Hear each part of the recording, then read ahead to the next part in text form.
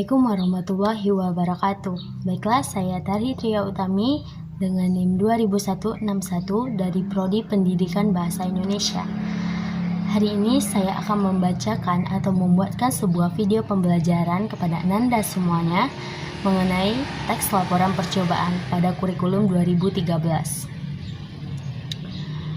Pada video pembelajaran kali ini saya akan membahas tentang teks laporan percobaan, dari itu pengertian, lokasi sosial, unsur, struktur, dan karakteristik kebahasaan pada teks laporan percobaan tersebut. Yang pertama, kita akan membahas mengenai pengertian teks laporan percobaan. Pernahkah Anda semua mengetahui apa itu teks laporan percobaan? Ya, kali ini saya akan menjelaskan mengenai pengertian teks laporan percobaan tersebut. Teks laporan percobaan adalah teks yang berisikan sebuah informasi mengenai suatu percobaan yang dilakukan secara sistematis dan apa adanya. Pengertian tersebut sejalan dengan pengertian yang diajukan oleh tim Kemendikbud pada tahun 2017 yang mengatakan bahwa teks laporan percobaan tersebut adalah teks yang dilakukan secara sistematis dari hasil suatu percobaan yang dipaparkan secara apa adanya.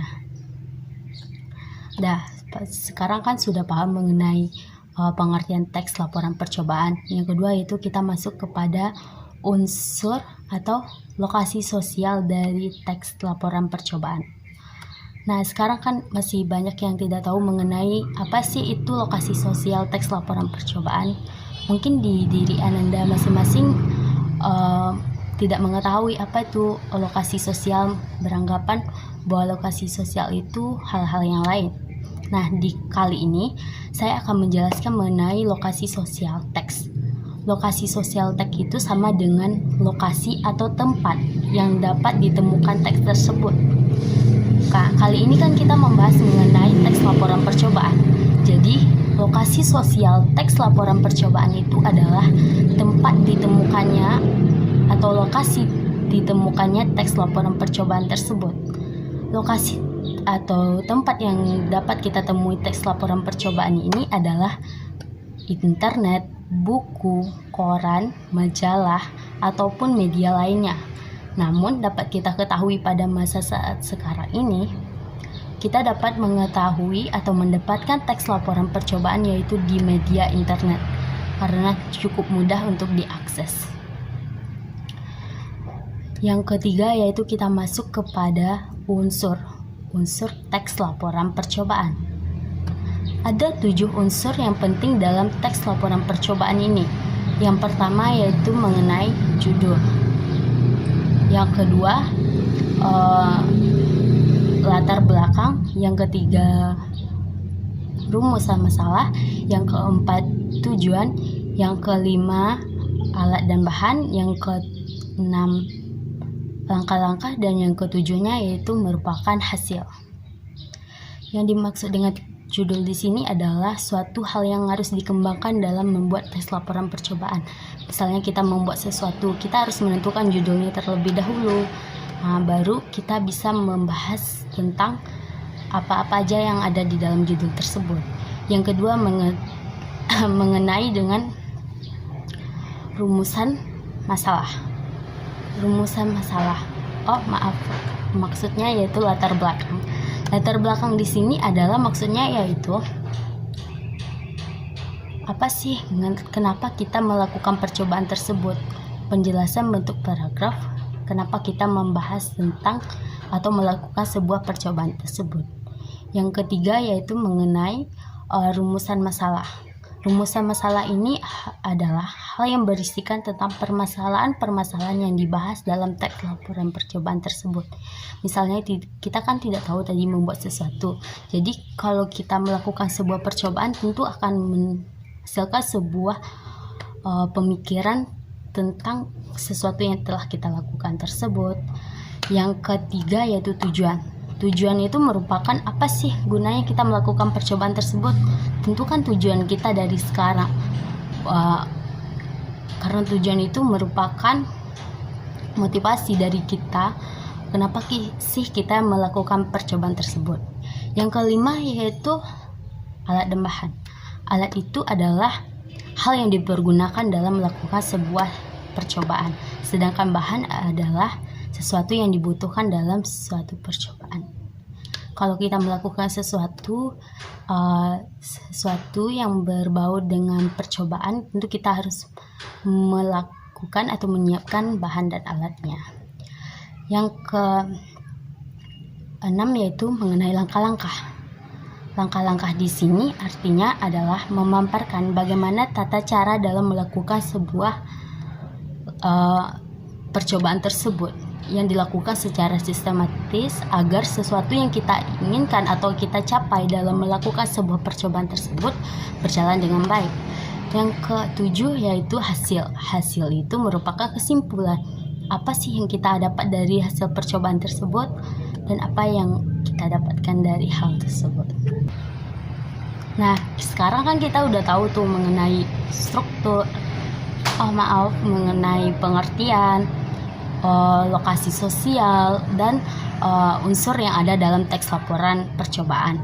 Sekarang kita masuk ke dalam struktur dalam teks laporan percobaan. Teks laporan percobaan ini kalau kita melakukan sebuah percobaan dalam melakukan hal yang diinginkan atau dalam model percobaan membuat sesuatu, struktur teks laporan percobaan itu terbagi atas 5, yaitu tujuan, alat dan bahan, langkah-langkah, hasil, dan kesimpulan. Ya, pada unsur sebelumnya kan udah jelaskan mengenai unsur teks laporan percobaan, yaitu adanya tujuan. Tujuan itu ya tentang kenapa sih kita melakukan percobaan tersebut, apa sih gunanya kita melakukan percobaan yang kita lakukan itu. Yang kedua yaitu alat dan bahan. Alat dan bahan kan sudah dijelaskan yang tadi, yaitu alat adalah hal yang digunakan dalam membuat sesuatu atau melakukan percobaan, sedangkan bahan adalah hal yang dipergunakan dalam melakukan atau membuat sebuah percobaan. Yang ketiga yaitu struktur langkah-langkah.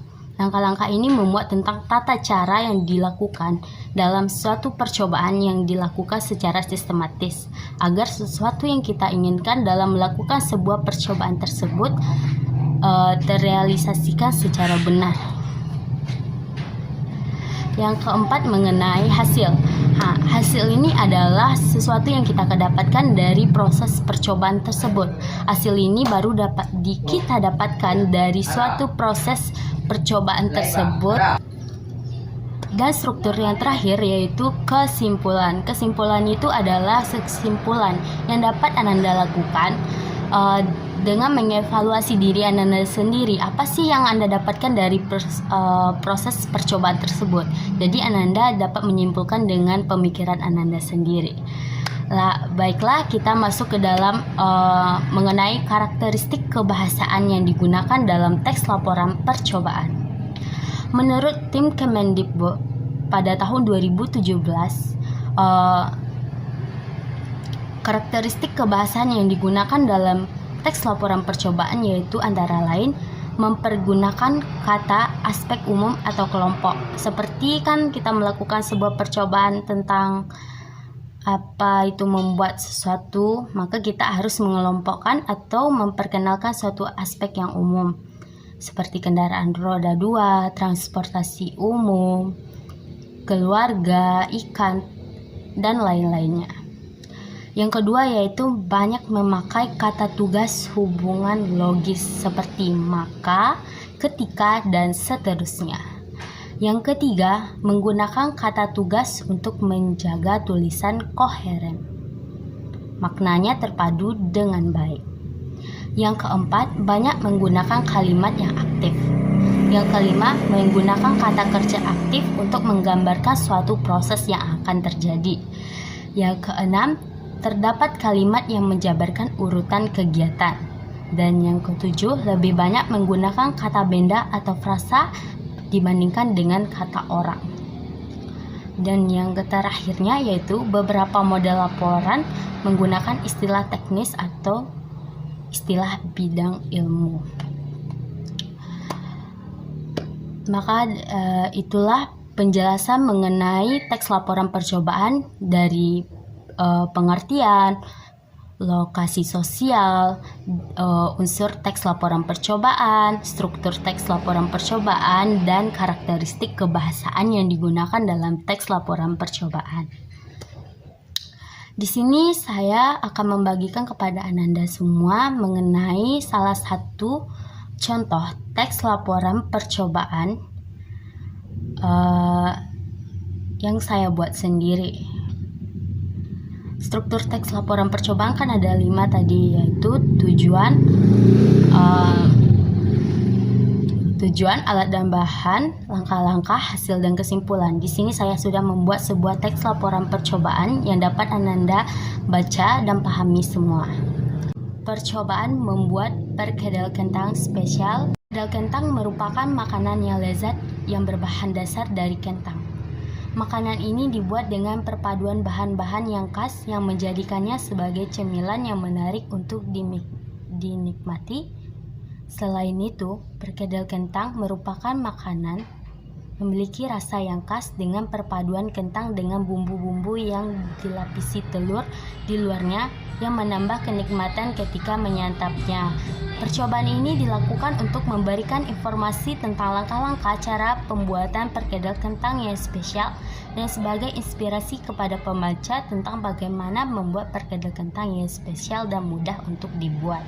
Alat dan bahan yang digunakan dalam membuat perkedel kentang ini adalah wajan penggorengan, spatula, pisau, kentang 600 gram, telur 2 butir, daun bawang, minyak goreng, garam, tepung terigu. Bahan halusnya yaitu bawang merah 7 butir, bawang putih 3 butir, merica bubuk, lada putih bubuk, dan penyedap rasa. Langkah-langkah pembuatan dalam membuat perkedel kentang yaitu 1. Kupaslah kentang dan cuci hingga bersih. Setelah itu, potonglah kentang menjadi beberapa potongan. Yang kedua, kemudian kukuslah kentang yang telah dipotong tersebut hingga matang. Yang ketiga, setelah matang atau empuk, diamkan beberapa menit hingga dingin.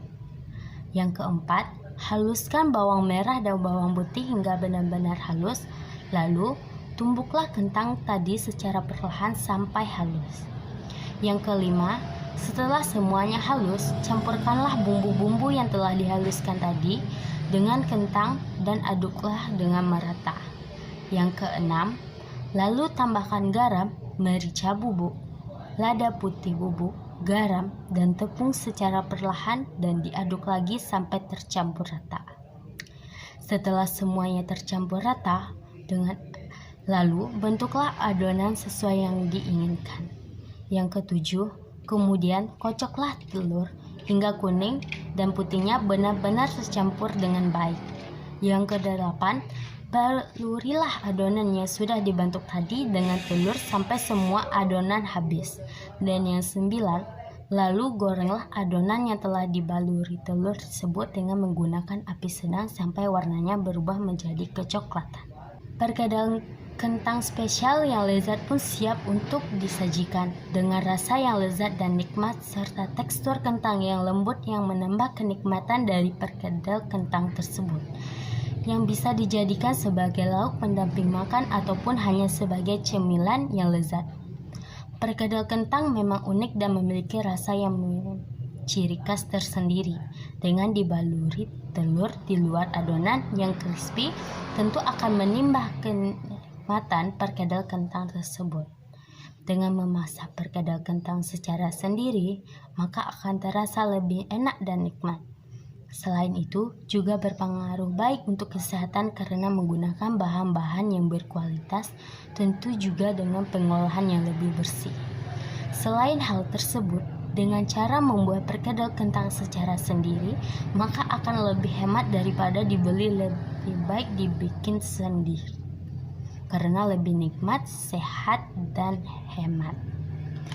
Baiklah Ananda semua, sampai di sini video pembelajaran kita pada hari ini mengenai teks laporan percobaan. Semoga Ananda semua paham dengan apa yang saya sampaikan pada hari ini.